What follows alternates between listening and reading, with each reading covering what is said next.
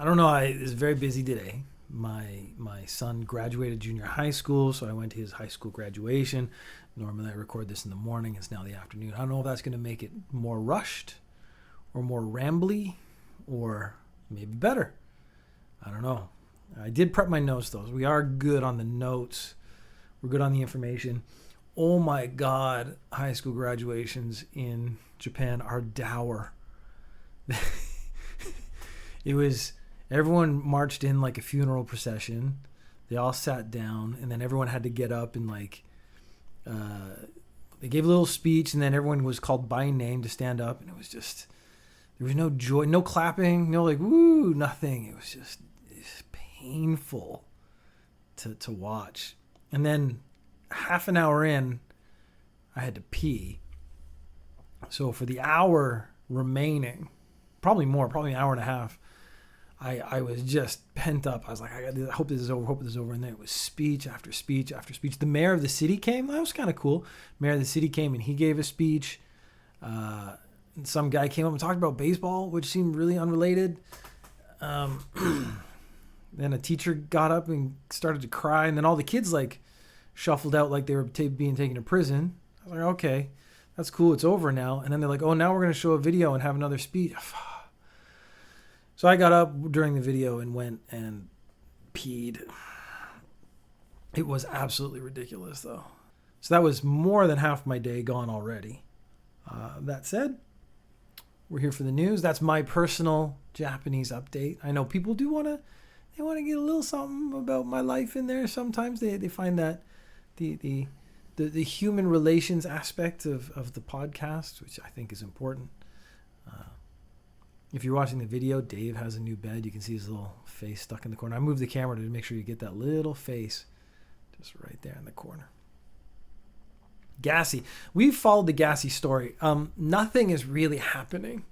And it keeps popping up every week like an update on Gassy. I'm always like, should I talk about it? But Gassy is a YouTuber in Japan. Well, actually not in Japan. He's a YouTuber about Japan, from Japan. And he like broke celebrity scandals. Now, currently he lives in Dubai. He decided to run for government. He runs on the NHK party, which is actually the anti-NHK platform party. It's a single policy party. Like they have one thing they want to do, and this is essentially abolish the NHK, which I'm not against. I just don't think it's worth having a whole party on for. Gassy, when you become a policymaker, an assemblyman or whatever, you have to show up.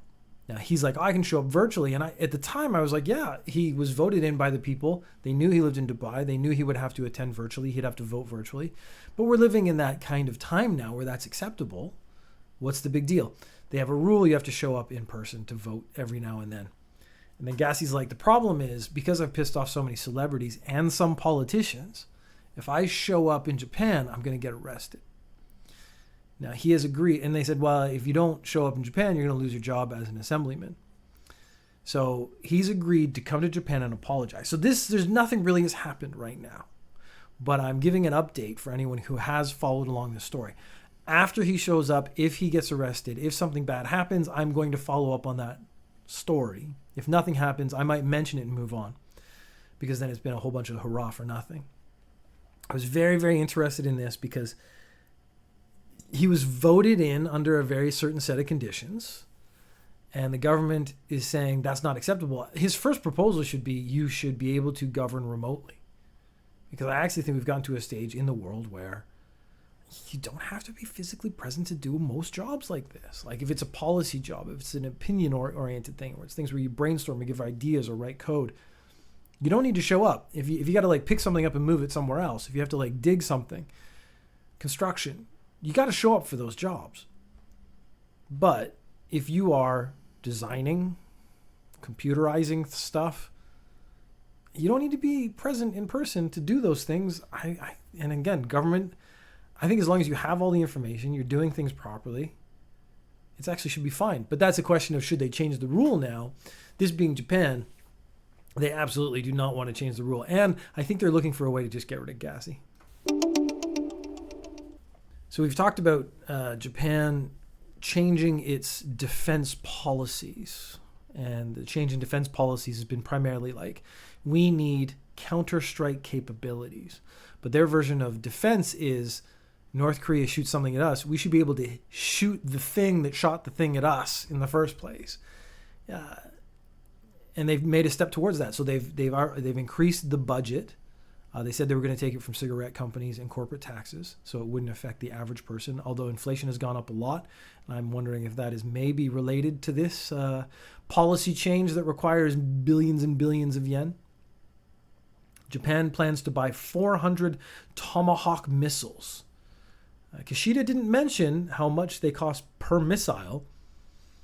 These are for counter-strike capabilities, and they have a range of 1,600 kilometers. And what I wanted to do was get a map up and actually measure 1,600 kilometers so we could see what Japan would be able to hit. How far away is Pyongyang from Tokyo? Oh, it is 1,281 kilometers. So the 1,600 kilometer strike zone fits the North Korean capital squarely in the middle. I may, if I can get some time, actually follow up on this next week. And then for people who are on the video, I can throw a picture up on the video to show what they technically could hit. If something shot at them from this place, would have to be in this 1,600 kilometer ring, what they could hit back. And then for the audio listeners, I could actually mention a few sort of distinct places. But Pyongyang, the capital of North Korea, I bet would be the main focus of what they're looking at, talking about defending from. Did that sentence make any sense? Whatever. Was it last year? Do I have the dates? Yeah, last year, they said they were going to look for some new astronaut candidates in Japan. And I was like, I should apply for that. Ha ha ha. I actually would just like to go through the exams and the training. I don't really, I would love to go to space, but I think doing the training to go to space would be actually just as much fun, even if you didn't get to go to space. And then I found out they were taking, my thought was, I'm too old, so they're not going to take me. And I'm not Japanese, but actually, maybe. It turns out one of the guys they took was 46. He's only a couple years younger than me. They had applicants up to like 72. So I may have had a shot. I think me not being Japanese actually would have been the biggest concern. They've selected 2 astronaut candidates from the pool that they had that applied. One is a World Bank employee, and the second is a surgeon. Now, the 28-year-old surgeon, female, is very impressive. Just being a surgeon at 28, having a vagina has very little to do with that.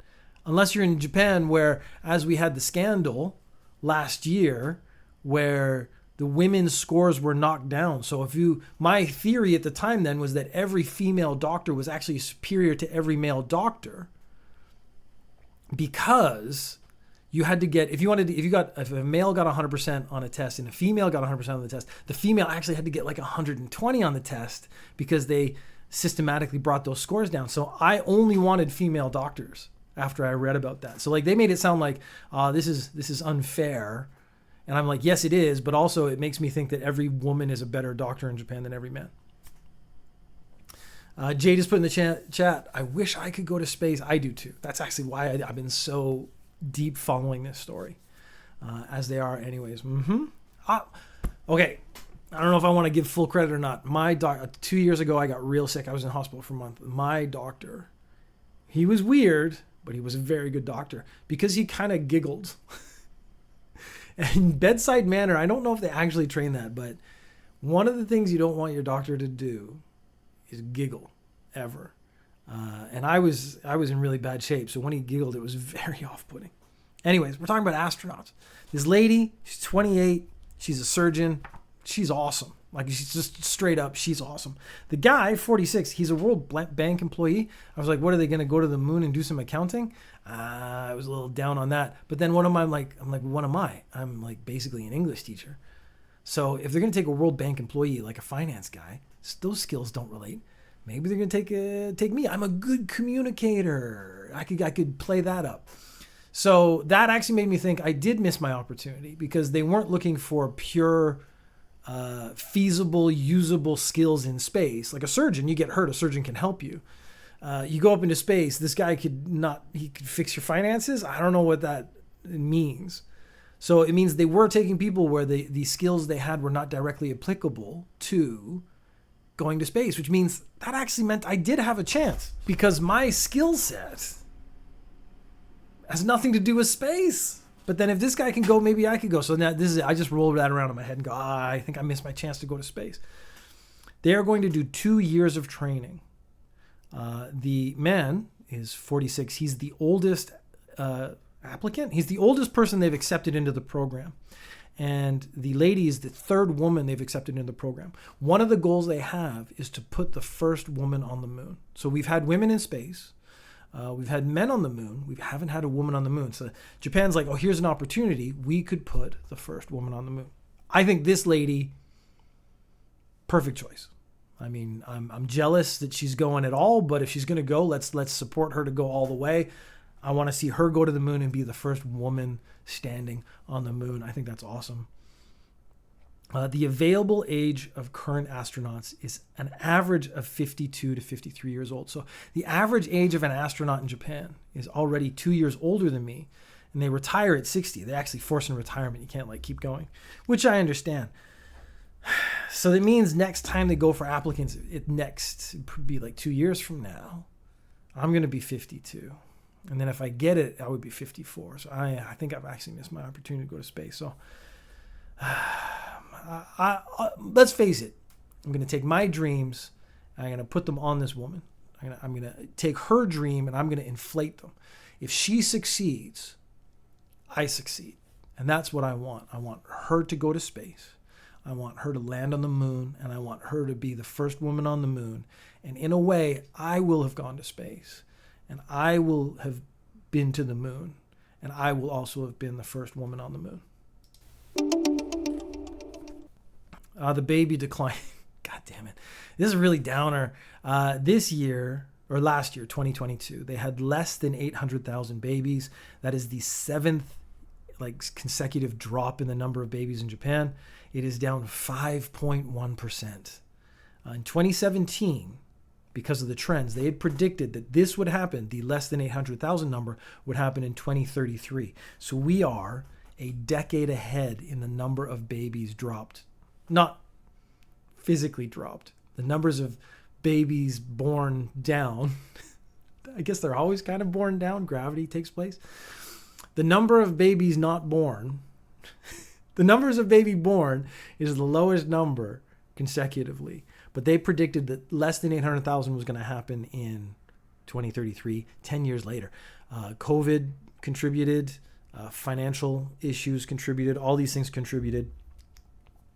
Last week we did the story on what the government officials saying that the low birth rate is because of Japan's weak romantic power, which I agree with, except I don't think you can define romantic ability or romantic power.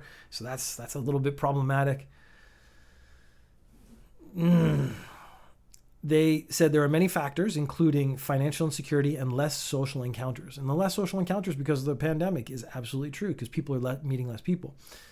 The number of deaths was 1,582,033. That is up 129,744.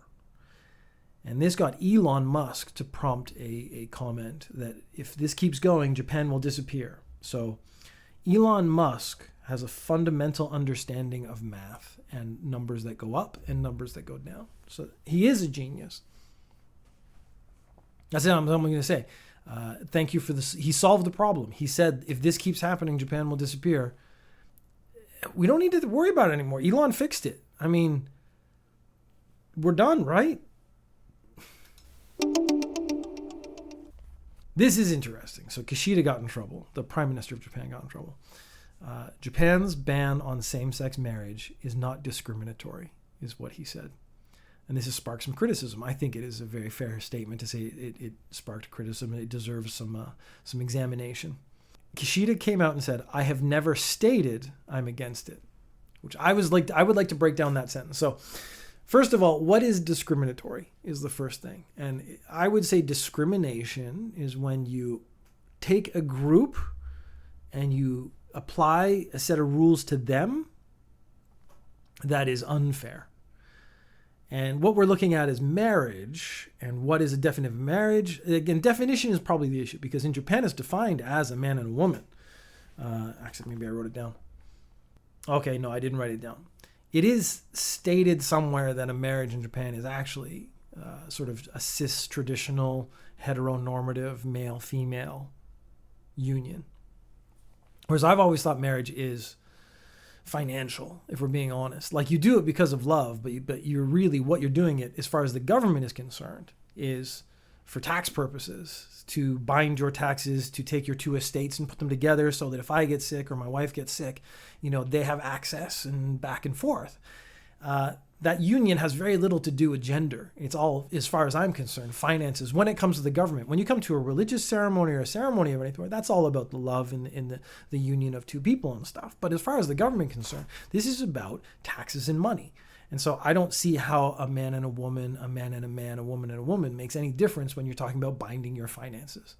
So that's, again, my view. What I was interested in, though, is Kishida said, I have never stated I'm against it. I've never said out loud, I have never spoken the words, I am against it. That doesn't mean he isn't against it. I personally have never stated that I'm against fucking penguins. I am. Let's just put that out there right now. But because I never said I'm against fucking penguins doesn't actually mean I am or I'm not. That just actually means I might be really pro fucking penguins.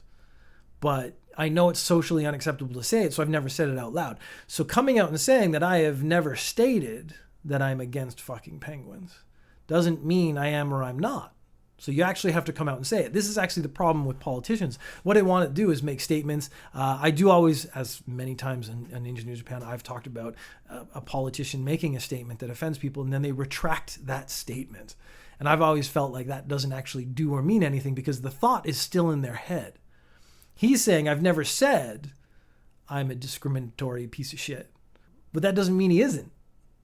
Jade has now put in apparently a quote by a very famous man. I have never said I'm against fucking penguins, which is true. Up until this podcast, the entirety of my life, I never made that statement. So you could have tried to make the claim he is pro. You could have tried to make the claim he is against. It is unsure. Everyone is unsure until I actually make a statement.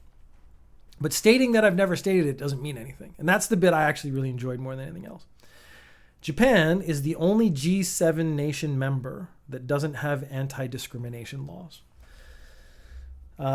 So this will be an interesting one going forward, because there are small groups, like there's an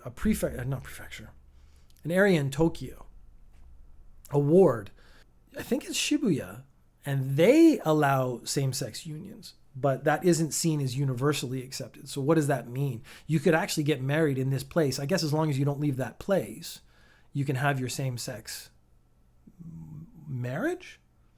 It's very difficult to understand, because what is the point of having one area in a city where it's okay and the rest of the city it's not okay? Because as soon as I leave that area, are we not married anymore?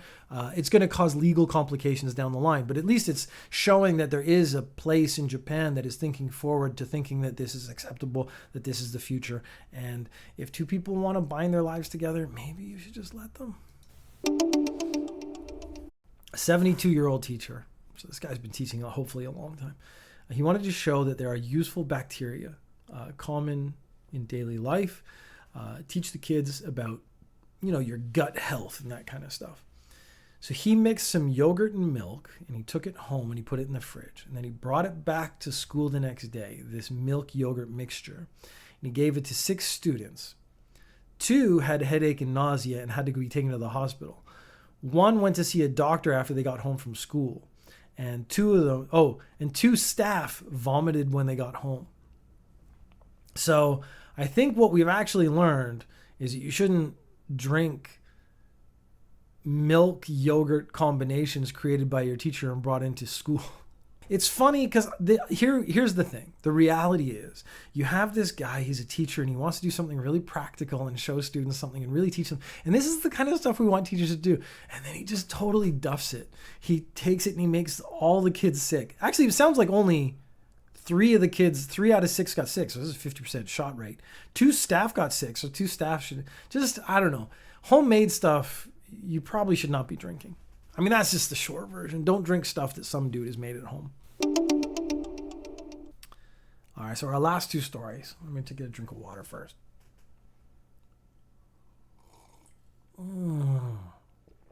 That's old man hot water right there. Not hot water that came from an old man. Again, I really feel like I always have to be very clear. That is an old man drink. Old men tend to drink things like hot water. I've really taken to hot water in my golden years. What was that sound? Which one? You mean the slurping? Swallowing. And then we could break that up into, you could make a beat. Oh, good Lord. Okay. We got 2 stories about people having trouble at work. I bet it was the swallow. This microphone. I actually was having a conversation on Reddit about microphones. This microphone. Oh, I mean, that's the sound of pure satisfaction of an old man. That is an old man. See, I don't get gratification the way you young folk do. I don't cotton to this sexual gratification. I don't believe in these drugs and the alcohol and the jazz cigarettes. I like the purity of flushing out my colon with some piping hot water.